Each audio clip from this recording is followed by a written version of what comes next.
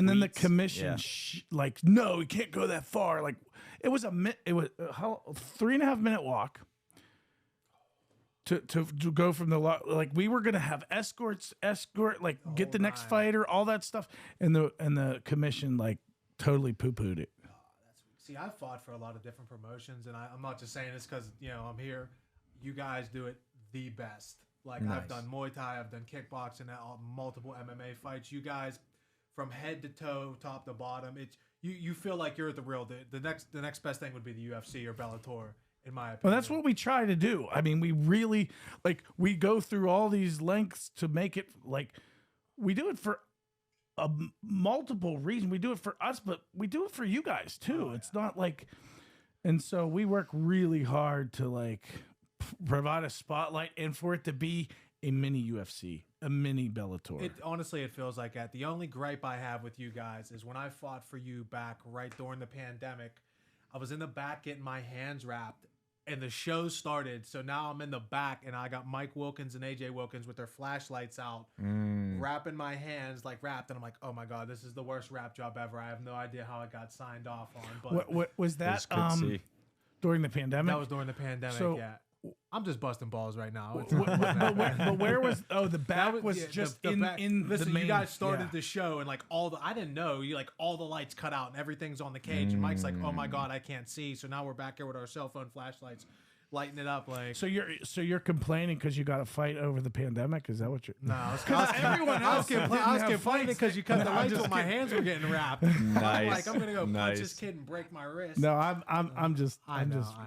Dude, I appreciate for sure all the love about talking about us. That means a lot to us. We do, like Ryan said, we focus on that. Like, it's not an accident that things are that way. We plan everything out. We invest, like Ryan said, invest in a lot of stuff. That camera right there, we use for all that 4K footage during the fight, which you got maybe the best use of that camera out of anybody yet. I think that's the best. That's why you guys were like, knockout of the year. I was like, I got that.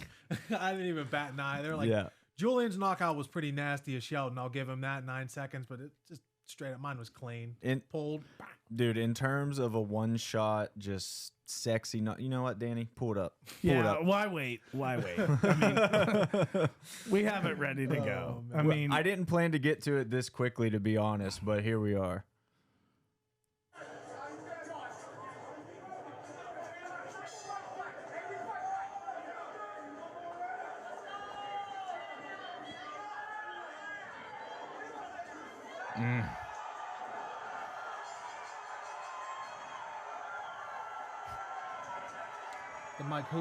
The Mike Wilkins hula dance.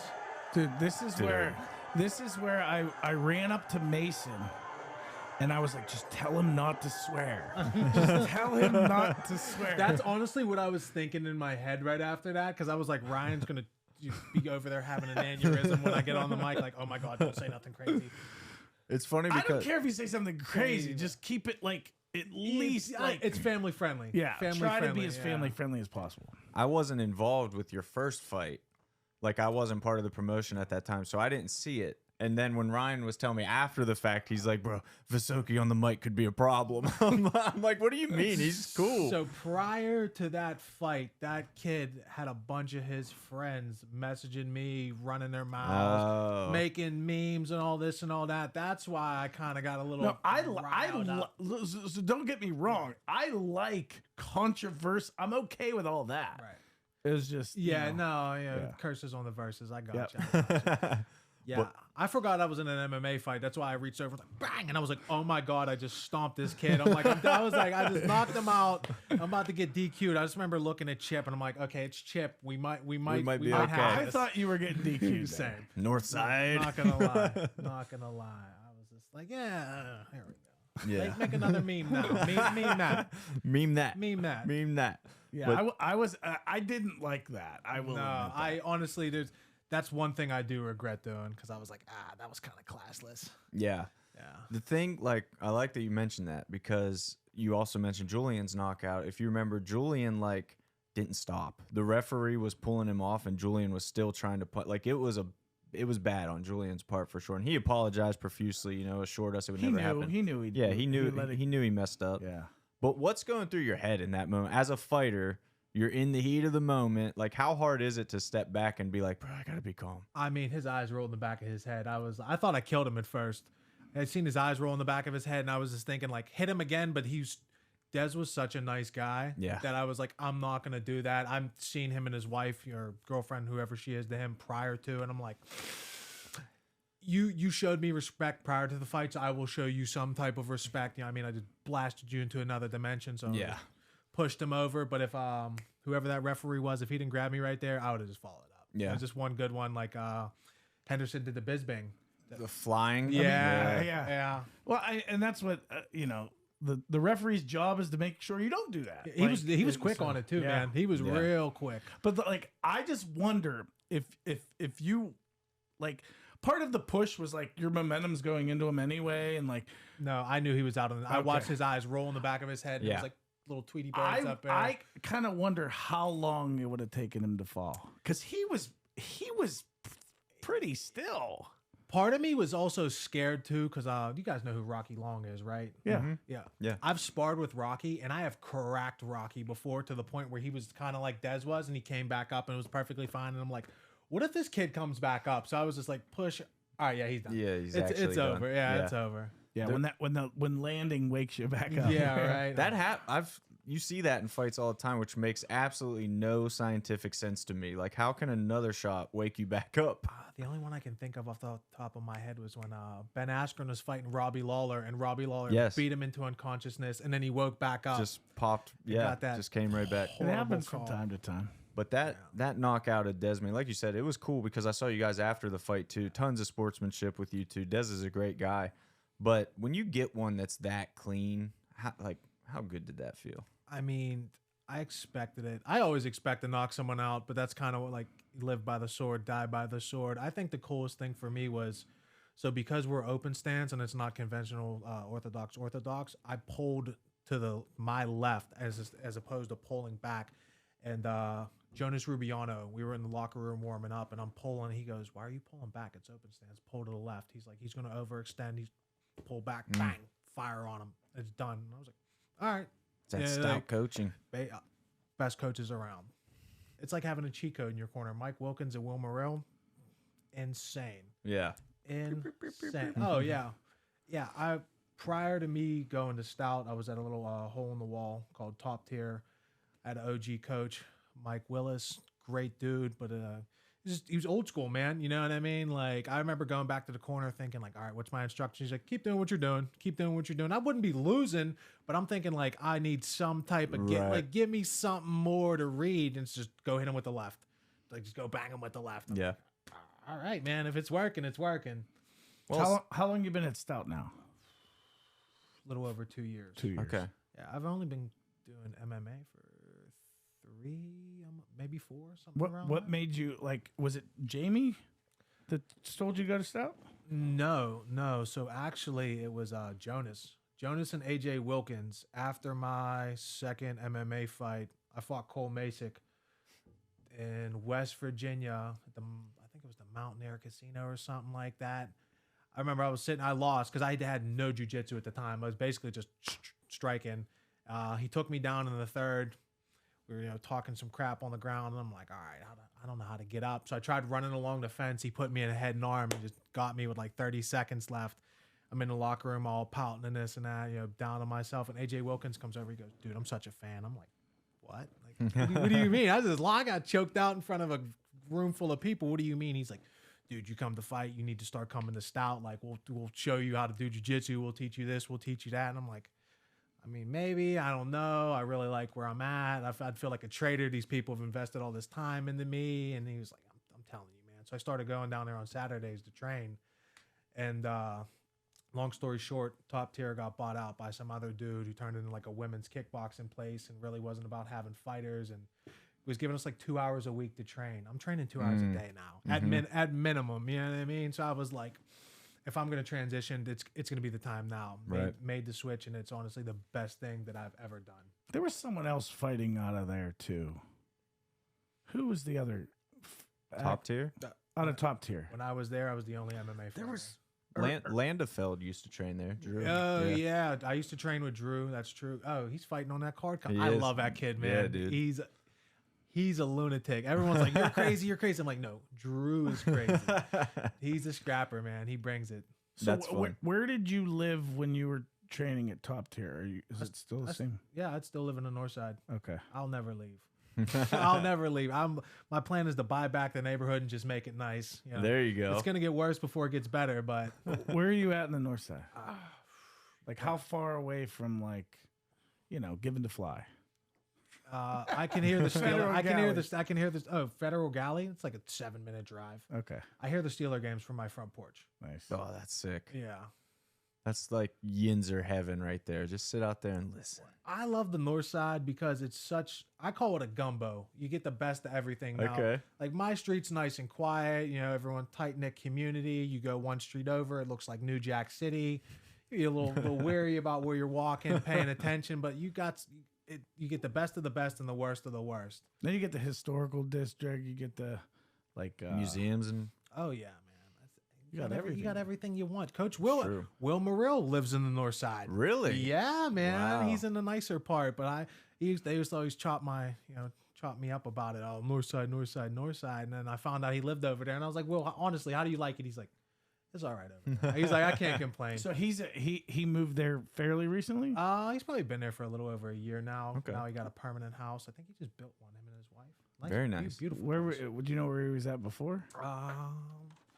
He was renting for a little bit in the north side, but prior to that, I think he was over in like Squirrel Hill area, something like that. Gotcha. We got to get him on the podcast, man. I don't know much about him. He's like the wild Genius. card and all that. Yeah, That dude is a the way people genius. talk about him is incredible. If I had to pick one person that had the biggest impact on my career so far, it'd be him, hands down. Absolutely, just turning me from just a fighter, just going in there and hucking and doing all that, to actually thinking, turning me from a savage to a sophisticated savage. Nice. You got to be tough to fight. It's the bare minimum. But once you start thinking, like that's what makes Dalton Rasta so good, on top of all his other intangibles, like freak athlete, crazy strong, speed, and all that. But like anytime I get to work with Dalton, I'm always picking his brain. Hey, this situation, that situation. What do you think about this? What are your views on that? Like just getting to really understand like how someone thinks and what makes them successful, what type of mindset they have. That's why I think that dude's going to be a world champ. He's an animal, dude, and Bro. it's such a. He's analytical. He's obsessed. Oh, absolutely. Oh, he's a You scientist. have to be. You have to be. I meet some people. I've met a lot of people. They fight just because they're like, oh, I like fighting. I'm like, yeah, that's cool, but I don't. If in my honest opinion, if you're not in this to be a champion and to be the best, you should not do this, because somebody is going to hurt you very bad. Mm-hmm. You're going to run into somebody that they take this very seriously. This is their livelihood. This is all they do, and they are going to bust you up. Yep. Did you listen to Dalton's podcast with us? If you didn't, it's no no big deal. I've seen a couple clips. I try to stay offline a lot, man. Yeah. A lot of people get drawn into the social media and the online. I'm a real world kind of guy. Yeah, that's probably the way to be. So you don't avoid that because like any negativity or anything, or do you just not like being in I that just world? don't. I just feel like it's a waste of time. Like if I got a girl, my girlfriend will just scroll on TikTok, and next thing you know, like 45 minutes goes by, and I'm like, we could have went for a walk or a jog or lifted weights or did something progressive. I just feel like it just like kills the brain. Sucks your time. Sure. Basically, man, Sure. makes you unproductive. I like doing stuff. Yeah. I'm one of them people. Definitely, man. And the only reason I asked was because Dalton talked about his insane dedication, and he said he's never drank alcohol in his life to this day. Like, Yeah. that blew my mind. Like, that's a totally different level of dedication. That's like the opposite of you. There's never been Bro, a day that where I you didn't. haven't drank Yeah. alcohol. Like, damn, you can just not drink? That's an option? He's told me like before he'll go out, he'll take like an extra scoop of pre-workout just so he like feels something. I'm Hype. like, wow, man, that is some dedication right there, dude. Doesn't take vodka. He takes pre-workout. Unbelievable. That's why he's built like that. Dude, yeah. How ridiculous is that? I hate dude? how- he looks fake. A lot of times they use my body like when he's not in shape, like they'll Photoshop his face on my body. It just gets to be embarrassing. Like, dude, work out. Yeah. Oh man, Do should. something with But your you life. know what? See, I don't. If you feel good about yourself, like I don't have an ideal body. If I took my shirt off right now, you'd be like, oh, he looks like an average guy. Till you seen me fight, like you don't have to look like an action figure to be able to whoop somebody. Yeah. Adesanya said that. That's why I love it, because like The first time I ever fought, it was a Muay Thai fight. I fought against somebody from Stout. I remember I'm getting ready to walk out, and I get in the ring, and feeling a little awkward. It's the first fight, and people are like looking and snickering and laughing. And one of my his current teammate now, he comes out, he's jacked. He's jacked, and people are like, "This is about to be a one-hitter quitter. This kid's getting slept," and we slugged it out for 3 rounds. Like I remember, my coach was nervous. Actually, we're standing there, he's like. And like I was so offended. I was like, "You think I'm about to get beat up? That's what a fighter wants to see. You think I'm about to get beat up?" I said, "I'm a gangster and I'm about to go do some gangster shit. Watch this." Hell yeah, that's a true story. You can ask Mike Demko about that. He was there. Who was the opponent? If his name was Dante Hall. Okay, I don't think I know Dante. Is he still around? He's a military dude. He gotcha. Somewhere right now. He'll be back. But yeah, I was talking to him after the fight. I'm like, "Man, how long you been training? You're an animal." He's like 8 months. And I start talking to Andy Anderson because I knew who Mike Wilkins was from Stout, and that was really about it. And Andy Anderson was like, "Yeah, that kid's been training for 5 years." I was like, "What? What? Get the fuck out of here, man!" I'm like, "Dude, I've been doing striking for 3 months." Yeah, maybe he was talking about like MMA training. I don't know. Versus jiu-jitsu. A lot of people were like, "How long should I train? How long did you train?" I was like, "I am." Don't ask me. Yeah. I've been training on the streets. No, not really. Because like all my street fights would go back. I boxed growing up a little bit and wrestled for a while. So it'd be 1-2 level change, and I'm slamming you. Like it was never nothing technical. Yeah, and you talked about it a lot, but you lost a ton of weight in your life just to get here. Like, was that a conscious decision? Yeah. Okay. I got so fat. I hated looking at them. I wouldn't even look in the mirror. I was just a slob. I mean, I was always the athletic fat kid, but then I stopped playing sports, stopped doing everything, was just boozing and drugging all the time. And I hated my life. I hated myself. Didn't want to look in the mirror. And one day I was like, enough. I'm not dealing enough. I was working for Amazon delivering packages, and I had this dude who he was like a mentor for me. He's like, "Well, what do you really want to do? Like, what do you want to do?" And I was like, "I want to beat people up."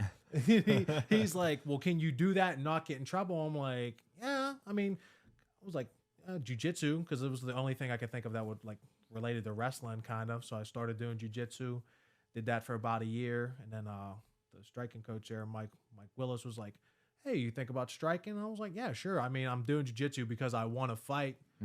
Every day I'd be in there, "When do you think I can fight? When do you think I can fight? When do you think I can fight?" And they're like, "Well, if you really want to fight, there's a Muay Thai card coming up. You only been doing this for 3 months. I don't recommend doing that. But if you want to," I was like, "Yeah, sign me up." Nice. Sign me up. How old were you when you made that decision to start getting serious, losing weight, get in shape? 25, 26. Okay. So fairly recent development still. Yeah, I was out wild. Like I got shot probably a couple months before I started training. I was hanging. What? Wait, you did a shot? No, I like got shot. I got shot. Like actually, like here, I'll show you. Hold up. Oh, he's stripping down. There it is. So yeah, I was hanging around some questionable people, and somebody wanted my stuff, and I thought he was fucking me. I was like, "Yeah, go fuck your mother." I got hit right here. Oh my god! And it came out over here. And I didn't even know I got shot till I got to my car, because that's not the first time somebody's ever pulled a gun on me. And I'm thinking like, yeah, okay. He was a younger kid too. I'm like, yeah, whatever. And next thing I know, shots are flying. I run to my vehicle. I'm in there and peeling off. And I'm like, my arm feels kind of funny. I'm like, oh my God, I got shot. So now I'm panicking at this point. So I'm like, do I go to the hospital? Because then they're going to ask me, well, why'd you get shot? Where were you at? What you doing? I just kind of went home, poured some peroxide in it, and laid in bed. Dude, that is the most gangster thing I've ever heard. Just poured some peroxide on it and went to bed. What was I going to do? I woke up. My girlfriend's freaking out. There's blood all in the bed. She's like, why is there blood everywhere? I was like, yeah, I got shot. She's like, what do you mean you got shot? I'm like, oh my God. I was not. I say things and laugh. And, a lot of people think I'm joking when I'm talking about things. I grew up rough, hard. And I try to tell people, like, it's not a game where I grew up at. Like I said, it's a gumbo. You have some very nice places. But devil's advocate, there's going to be something just as equally as bad. Like I used to fight all the time as a kid. I'd get jumped on a regular basis at the bus stop. Just they're like, hey, this kid's standing there by himself, boom, boom, boom, boom, boom, and get pummeled on. Like that's insane. That's kind of where I got the toughness from. So I'm like, you mean to tell me you can lock me in a steel cage with an individual one-on-one? No one's going to kick me in the back of the head or hit me with a brick. We can fight and see who's better. Sign me up. Like sign me up. Yeah, you would think like with that background that maybe you would hate fighting. Like that would make you despise it because you're always worried about it. So what about you made you like, no, I enjoy this and I'd like to do it, but in a more reasonable setting? Because if it was one-on-one, I never got beat up. Nice. Because if it was one-on-one, I never lost. Like, that's my thing. And I hate people who are like, I've never lost a fight. I'm like, you've never fought enough then. Like, because there's like, you know, I picked a couple fights here and there. Sometimes I picked the wrong guy and I got lumped up. That's what it came down to. That's great. Dude, I want to see like the Visokey street fighting. You need to go on like street beefs. I want the street beef reel. No, man. Listen, I was a fighter before I ever knew I was a fighter. I'd fight on the wrestling mat. There's a video of me somewhere fighting during a football game. Nice. This kid was chop block. You know what a chop block is? Yep. This dude kept chop blocking me. I said, you chop block me again, we're fighting. He said, yeah, blah, blah, blah, blah, blah. Next play, he went to do it. I stuffed his face in the dirt. Started blasting with some uppercuts. And I'm punching his helmet too. I gave no Fs. He's standing up and I'm just throwing bombs and they run over and rip me off. I'm like, he's trying to blow my knee out. Like, how dare I protect myself? Punch him like, in the helmet. Oh, but dude, How dare the great equalizer. You can't punch him in the helmet. He could blow out your knee though. Oh shit. I used to get dirty in them piles, brother. I'd poke you in the eye, I'll twist your ankle, say things about your mother. Nice. Nice. What position did you play? I played nose guard. That's crazy to think now, being that you fight at 170. You can't imagine a 170 nose guard. So what did you weigh exactly? At my biggest? Yeah. At my biggest, I was 267. It was all gut. Like Yeah. you could, if you poked me, I'd probably bleed gravy. I thought you were gonna be like, I'd go. No, I know. I definitely bleed some gravy. I was a big dude, man. Because it's like, I don't know. Like I said, grew up rough, and I had sports scholarships. I had offers for wrestling. I had an uncle that was a state champ, so they always try to push me down that path. But then I was like, this ain't for me. This ain't for me. You got friends making fast money, family members making fast money. And as a kid, you're like, you grew up with nothing. So you're like, man, why am I going to go work a job or try to go to college and do all these things? And I could stay home and hang out here and make a couple $100 a day, like make $1,000. I can make $2,000 on a weekend. You're not making that at work in a week's time. You know what I mean? Like, but then risk reward. No one ever wins that game. Sure. No one ever wins that game. I don't care how successful you get. It's not something you want to do. I try to tell people, like kids my age, I'm like, dude, or younger than me, I'm sorry. That's not the route. That's not the route. Not the lifestyle. That's either. not the route you want to go down. Yeah, it looks nice. You got chains and It cars does, and but girls, you're always it's worried. You're always like paranoid. You're you end up getting shot. not that he would know. Yeah. Speaking from experience here.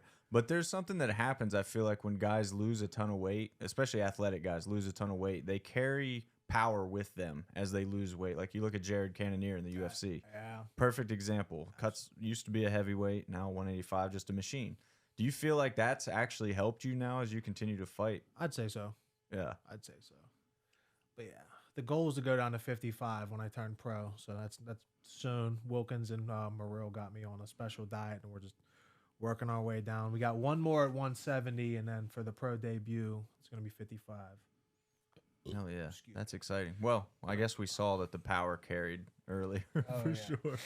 I thought that fight, that clip we've posted, and it got hundreds of thousands of views and stuff. I know. Hundreds of thousands, didn't it? At the beginning? Across all platforms, there's been a fair amount of views. There's a ton I of mean, views it's on been a that ton thing. of views, but I didn't know. I think it clipped it. Listen, I feel like it clipped it. I couldn't even look at my phone for like 3 weeks after that. It was just constant. And we constantly kept it blow. going. I know. Too. I loved It it. I absolutely loved it.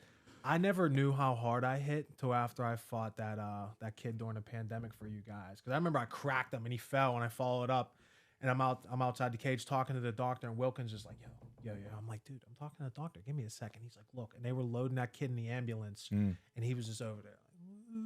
Like, and I looked up, because you can look up results afterwards. That kid had to get a neurological test or a neuro test, whatever it is, for all your senses. After that, I was like, oh, I really cracked cerebellums when I hit.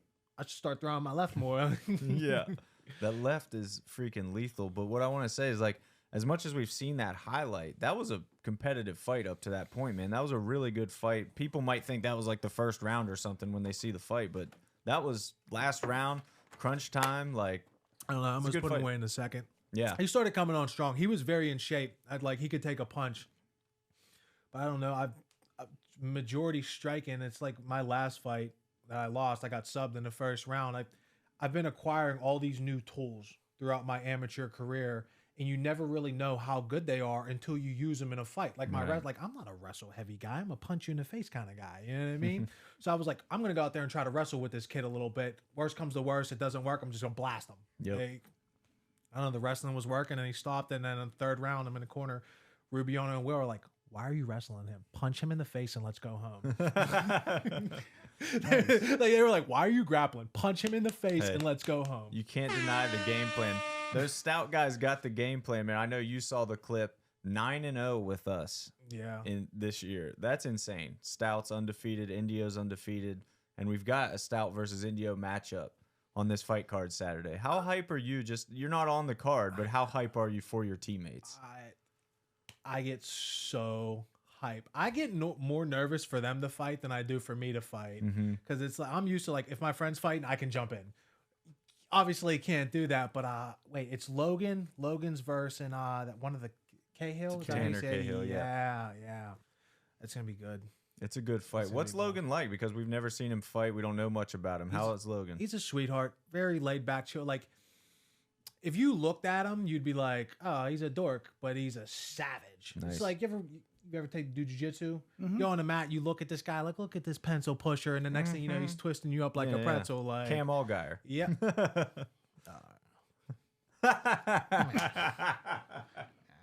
I didn't know that you weren't a Cam Allgaier fan. I don't know, dude. I'm not a fan of a lot of people. A lot of people aren't fans of me, but that's fair. You don't have to like everyone. That's part of the fun, right? You don't have to like everyone. Part of the game.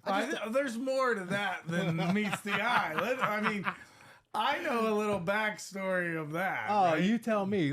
Tell me. I'll answer it. Well, I mean, I know that, like, you at one point and Sid were talking, and she used to date him. So was that? Oh, dude, listen, that's what I'm putting brother. together. I am God's gift to the world. All right. I don't worry about. Listen, in all honesty, I don't. He's throwing out a WWE promo. Let me let this go. Listen, I honestly don't care about, like, if I'm talking to a girl and she's like, "Oh, my ex this, my ex that." Look, I don't care. I don't compare myself to anyone. I do me, because I know who I am and I know how I am. So if you fumble the bag and you mess up, that's on you, and you got to live with that decision. It has nothing to do with that. It has nothing to do with that. I want to beat up Chase Boyd because he told Sidney Ross he could beat me up. That's why I want to whoop him.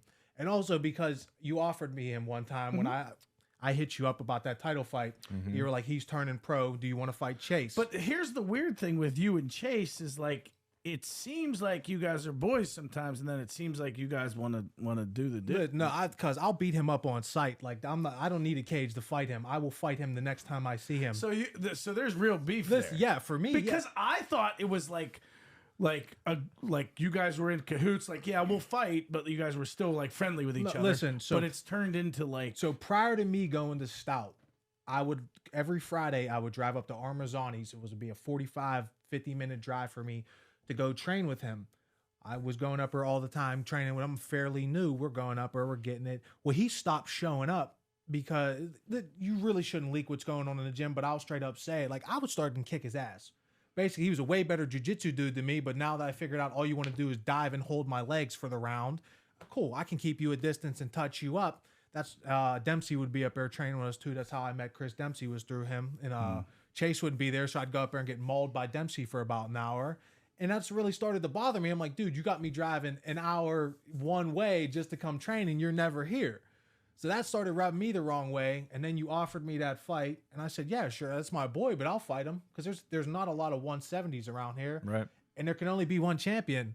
Like, listen, man, we'll go handle our business in the cage. What happens, happens. And then, I'll buy you a beer afterwards. We'll have a beer, shot, whatever you want. Smoke a joint, don't matter to me. Like, well, and that's the thing. Like, for us, like, we're like, hey, let's, like, these two are, would be a good bout. Like, let's, and some of the coaches get mad at us. Like, if we even suggest a fight, like, we're like, fine if coaches turn it down or whatever, but, like, we don't know who's friends with who, and, like, if a fight makes sense to us, we're just seeing if that's an agreeable fight or not. But like, coaches will get mad at us. that's Fighting is a very selfish sport. It has to be about you. I get cross training in other gyms. I really do, because Pittsburgh's so small. You need that. We need to go to the Mat Factory to get that quality of grappling. You need to come to Stout to learn from Will to get that quality of striking. You need to go to the academy and learn from Kama to get the experience and bring it all together. We don't have a pipeline gym like in Arizona or California or Florida. Right. But here's the thing, man. Somebody got to be the guy. Like, somebody got to be the guy. And I'm not gonna put my career on the back burner for you because we trained together a couple times. Yeah. I want the belt. I'll fight whoever, whenever. It doesn't matter to me. I've never said no to a. The only time I've ever been like, hey, I can't fight was when my boy had that wedding. But I was like, cool, you got another date for me? Because I'll fight that dude. Me and Damone were supposed to fight like 3 times. Yeah. But he got injured. I got injured. He got injured. It never lined up. So, yeah, it doesn't matter to me. We're fighters. No one's supposed to tell you when to fight. They should tell you when not to fight. Right. That's how I look at it. Well, that's evident with who you are in general. I mean, we talked about it with your upbringing and everything, dude. You're ready to fight. That's never in question. And I think that fight with Chase was, besides put all the drama aside, that's a good fight. Dude, That's an awesome fight. I tell you, I starch him. We talked about that fight. I starch that kid several times. First round. Like different times. Yeah, I know. I starch him first round. Because you and I talked about it a while back, and then you brought it up after that knockout to me at the, like, right after you said I want you said I want a title fight. I was like, you're only on one. You're only on one. You win another fight, we'll do that. And then you went and took a fight somewhere else. Well, listen, they offered me a title fight, Sure, man. They sure. like, I'm gonna do, like, I love you No, guys. but absolutely. You got to Hey. do what's best for you, right? Yeah, we just went over that. you got to do what's best for you. See, we are very. That's why I love you guys. You don't care. You're like, hey, man, if somebody's gonna do something for you better than what we can offer, go for it. And we're not gonna hold it against you. Absolutely. Why would we do that? We don't play games. Like, if you got to do what's best for you. We think that most of the time we're going to be what's best for fighters around here. But sometimes you have an opportunity, like you go after a meaningless belt. Go ahead. Listen, I got that contract. Nice. I got that contract sent to me before I even left my hotel that day up in because you and I went out together in Johnstown. That is true. That is true. And like we rode together and stuff, and then I was literally working on putting that fight together, and like we were good to go, and then I see you have a fight. I'm like, dude, what did you? How did that happen? Listen, Mike, I woke up that Sunday after the fight, and Mike Wilkins texted me. He goes, "Hey, I got you a title fight." I was like, "Let's go! Like, let's Showtime. go! Let's I'll sign it right now." Yeah. Yep. No, we I'm young. I'm fresh. Like, I want to be. I'm Feeling not one of good. them guys that want to. Oh, he's not a good matchup, especially at the amateur level. I hate when people are like, "Oh, last fight I All didn't the wrestle time. enough. I need to work on more jiu-jitsu or strike." I'm like, dude, we're amateurs. You go fight. Take hard fights. You take hard fights now. Like, I've never said no.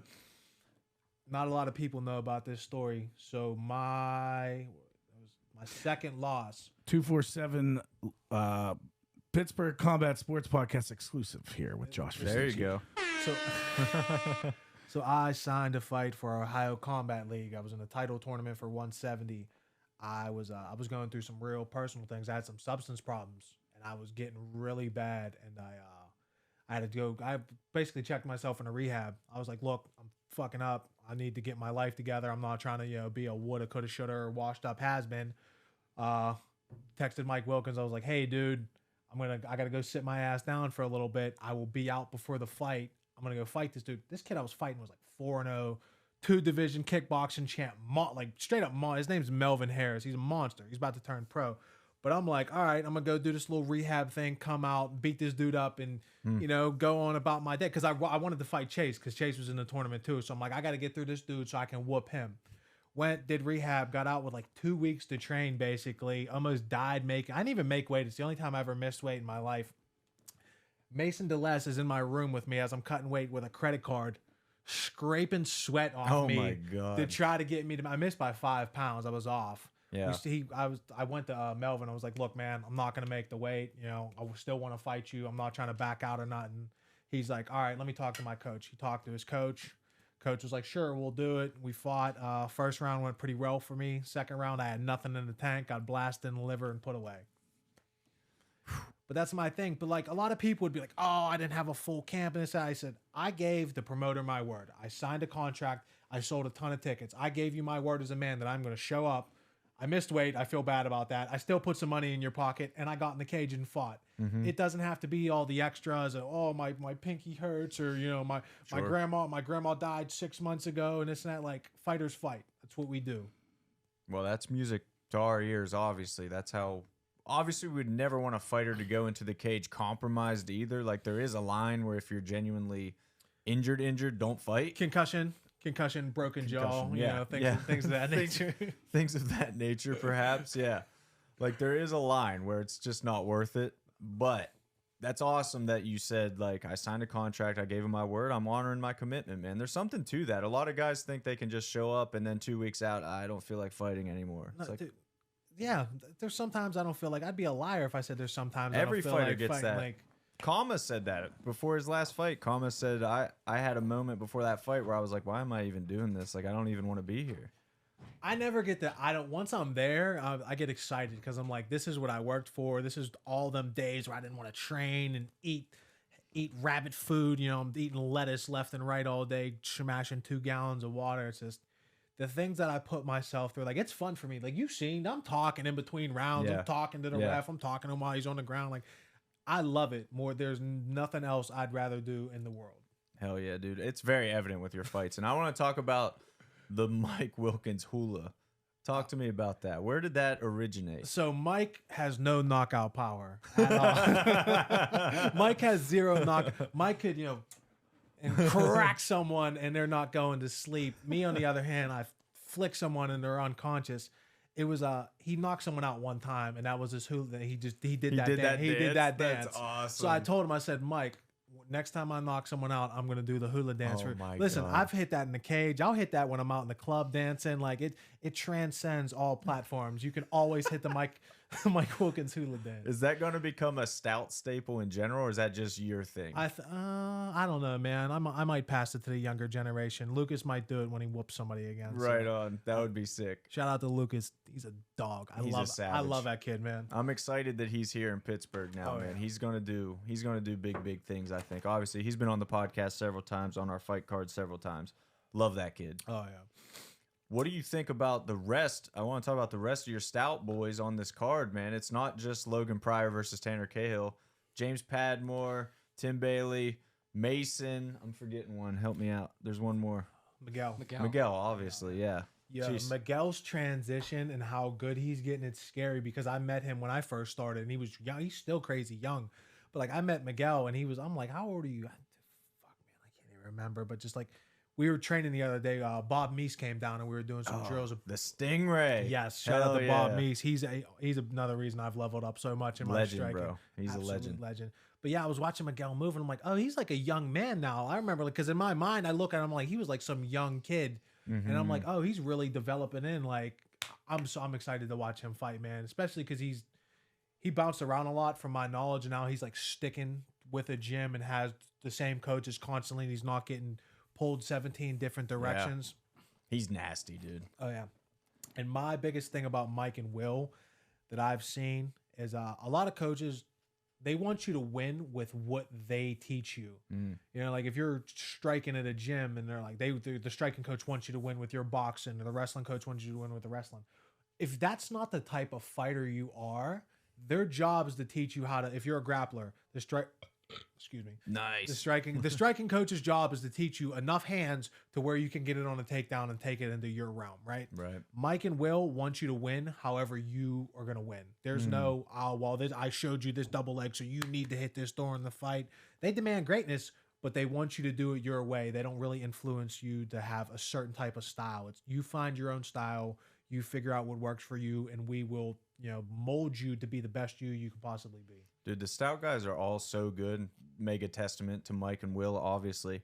But what impresses me the most is how well-rounded every Stout guy is. I thought when Zack Snyder made his debut for us, I thought, he's only ever posting about Muay Thai. So I'm like, all right, he's a striker. He out-wrestled him for 3 rounds. He is the like, most what? athletic non-wrestler I've ever seen in my life. And I love that dude because he's such a nice guy. That's the front he's- front desk sensei. Dude, he's amazing. That's one of the best nicknames ever, by the way. I love that, front desk sensei. He looks like Jesus. He truly looks like Jesus. I made a meme one time. Sure you've seen it. Jesus is sitting there talking to all his apostles and whatnot like this. Yeah. Zach was sitting like that at the front desk No one way. day talking to all these No people. I'll pull way. it up on my phone for you. I'll have to send it That's to you. gorgeous. But yeah, it looked just like that. I don't know where in my brain was like, oh my God, I got to meme this. But I went right to my car and was like, Good call. Fired Good it up call. and sent it to him. I like how Stout, like, you guys are clearly all friends besides being training partners. Like, there's a business aspect, but there's also the friendly aspect, which I think is awesome. Like, that camaraderie. You mentioned that meme, like Andy Anderson's always getting memed up. Like, you guys just meme each other, mess with I each love other. It's so Andy. fun, dude. I mean, you're with these people more than you are your own family because we all have a common goal. We all have a common goal. We're all working towards the same thing. Granted, it's individual, but you know, like if my teammate needs to cut weight and I don't got to fight, I'm in the sauna with you. If I need Nice. if I need somebody to hold mitts for me, you need somebody to hold mitts for you. Like we're always there for each other.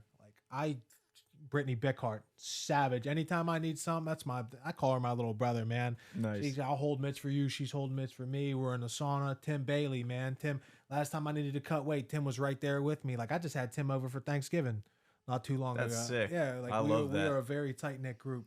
Nice. I want to talk about the sauna a little bit. This is for my own personal use because I'm going to hit the sauna to make weight, but I've never done it before. Really? What can I expect? I'm water loading all week. My diet's super clean right now. Water loading. The guy I'm talking to, Eddie Rovnak at Immortal Diet Optimization. I've been hitting him up to help me out. Okay. He's like, I would sauna a little bit on Thursday. Like, don't just wait till Friday since you've never done it and try to get it all out at once. Wait, have you been saunaing at all? Is your body acclimated to the Not heat? at all. Oh. Not at all. Dude, it's going to be miserable. It's going to be miserable. It's gonna be miserable regardless. But your Yeah, body, yeah. I would honestly, I'd do it a couple times prior just to get my body acclimated to the heat. Because Okay. if not, it's gonna be that much worse. Okay. All right. It's gonna be that much worse. How much do you plan on cutting in water? I don't know. Like, I don't know what to expect. I guess, like, what should I expect? Like I said, I have 13 pounds to go by Friday. By Friday, I would try to get down to under 10 because that's Okay. because especially because you've never done it, it's gonna be rough. Yeah. Like really bad, man. Seriously, because you're gonna have to like you. I love you as a friend, and I think you're a great person. You might quit, dude. It's horrible. Oh, dude. It's horrible, Now, dude. I'm going to just play that clip the entire time I'm in there thinking about quitting. I'm going to play you saying I'm that. telling you, man, it's rough, bro. Because it's like I'll sauna for 15 minutes with the sweats on. I get out, I get wrapped up like a burrito. I lay there for 10, 15, or until I feel my body start to cool down. Then I'm right back in the sauna, 10, 15. Rinse and repeat. Then I check my weight maybe after about 2 or 3 rounds of that. How much do you lose? Like, in 2 or 3 rounds, how much can you lose? Anywhere from 5 to 10, depending on how water That's loaded pretty you legit. are. Yeah. Yeah, Will got us water loading pretty legit. A lot of people dial back on their water the closer they get to their cut, which doesn't make sense. We drink more. So like the day before I water cut, I'm drinking up to 3 gallons of water. Oh, that's so much water, That's dude. 24. A gallon of water is 8 pounds. Oh, my God. I'm drinking 24 pounds of water. Unbelievable. So here's what I never understood just from a scientific standpoint about the water loading. Like you just said, if you're ingesting 24 pounds of water, how does that help you lose? You know what I'm saying? Like Because there's so much in your body, like you can sweat it out. The most I've ever cut was 15 pounds of water. It sucked. It was absolutely. Yeah, I'm not horrible. trying to put myself through that. I want to get like striking distance before the sauna. That's why I said Yeah. I honestly, if I were you, I'd try to get under 10, ideally like 5 to 7. Okay. Because for first time, you'll be like, all right, cool. I'll never want to do that again. I'm Like, never That's doing the that only again. time I ever questioned fighting, and I was like, fuck, dude, why am I doing this? You always hear that and see that and hear fighters complain about cutting weight. So there's a part of me, like I'm definitely not excited about it. Don't get it twisted. I'm not excited at all. But there's a part of me that's like, I'm glad that I'm going to experience this. Well, no, now Yeah. you will be in the club. There's not a lot of people that cut weight like that, man. And for It's, no reason. I don't have a signed bout agreement. I don't have any reason but to just act. to prove to yourself. Exactly. That's what it turned into at this point, especially with Ryan and like Danny he Palm. already backed out. Yeah, everybody else just quit on me. And I'm like, all right, I had freaking like the most to lose too. I started at 242, get down to 205. Like, come on. Dude, that's impressive, man. Because people think 5 pounds isn't a lot of weight. I'm like, go pick up a 5-pound bag of sugar and walk around with it for about an hour. Yeah, Your you arm, feel yeah, different. You feel You feel different, yeah. absolutely. Yeah, dude. Absolutely. So for you moving forward fighting, man, like what's the Visokey plan for 2023? I got 2020. I'm turning pro. Yeah. Like for sure. I'm gonna Like another AMI first or just straight pro? One more AMI. Okay. 170, maybe depending on where I'm at weight wise. We might do 55, but yeah, we're turning pro within this calendar year. I'm excited. I was gonna say, how exciting is that for you, man? This your whole life's leading up to this. That's all I've wanted because I'm sorry. Will has us train everything. Like, how many times have you seen a fighter transition from an amateur to a professional, and it's their pro debut, but it just looks like a high level amateur fight? You know, maybe somebody throws an elbow here. Will wants us ready, so as soon as we make that transition, there's no. Because I've been in situations where I'm fighting in PA where I can't knee or elbow, and I'm training those things, so now I have to stop, think, assess the situation, and go, okay, well, I can't do that. What can I do? And it's like you're in there, and everything's happening so fast. Right. You know what I mean? I just want to react, read and react, as opposed to really thinking it through. Like I'm ready to go, man. That's exciting with you guys, and I think Siebert mentioned it too, and it was a mentality that I loved where he was like, a lot of people tell me just go fight in Ohio so you can ground and pound. He's like, but this is actually going to help me that I can't. So now when you guys and all those Stout guys turn pro, like you said, showtime, baby. Like you guys are ready for that. That's what I'm saying, man.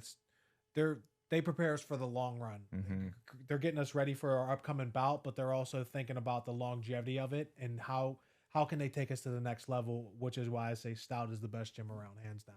I mean, and we're going to prove it on Saturday. That's what I was just going to say. Prove it on Saturday. Talk about a time to prove it, man. 5 Stout fighters on this Brawl on the Bird 15 card. I'm excited. So I can expect to see you there, obviously. Oh, are you cornering it all, or are you just going to be a fan? I'm going to be back there helping Padamore warm up. Right on.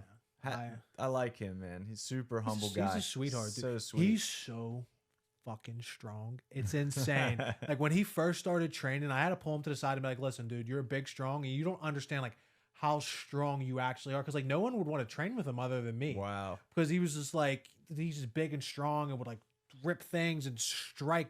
He is good striking, and he's a big, strong dude. I'll say it 7 more times. But yeah, I was like, listen, man, you have those assets. Now you need to learn how to bring it in. Cause I was kind of the same way. Just like at the old gym, grease up, little gloves, no shins, we're going. Like it wasn't structured like it is now. And he got that dog in him, which I like.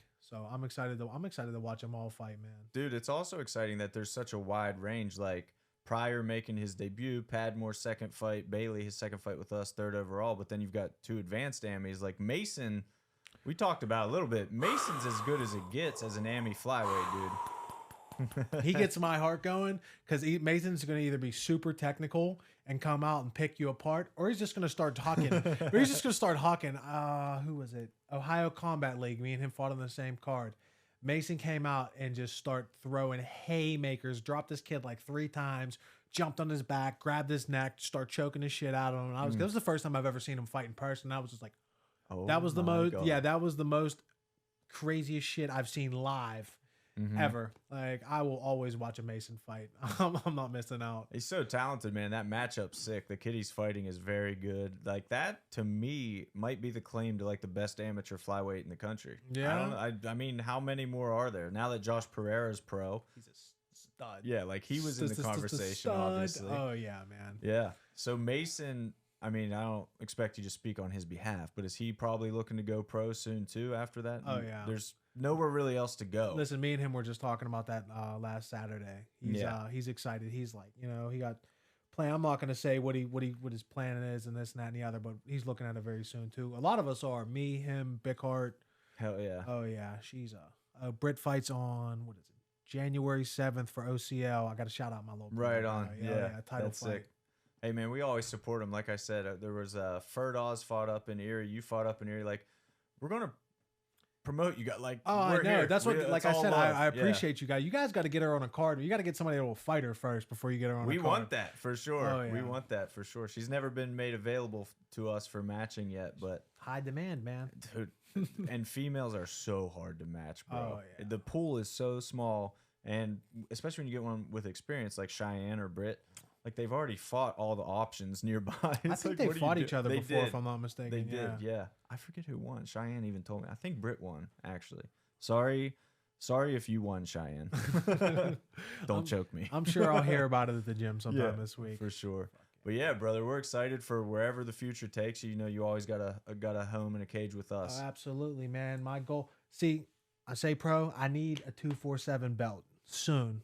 Okay. So what? That or let me beat up Chase. Send it off, Josh Visokey, ladies and gentlemen. Hey, thank you for having me on, for brother. sure, Appreciate it. You're the man.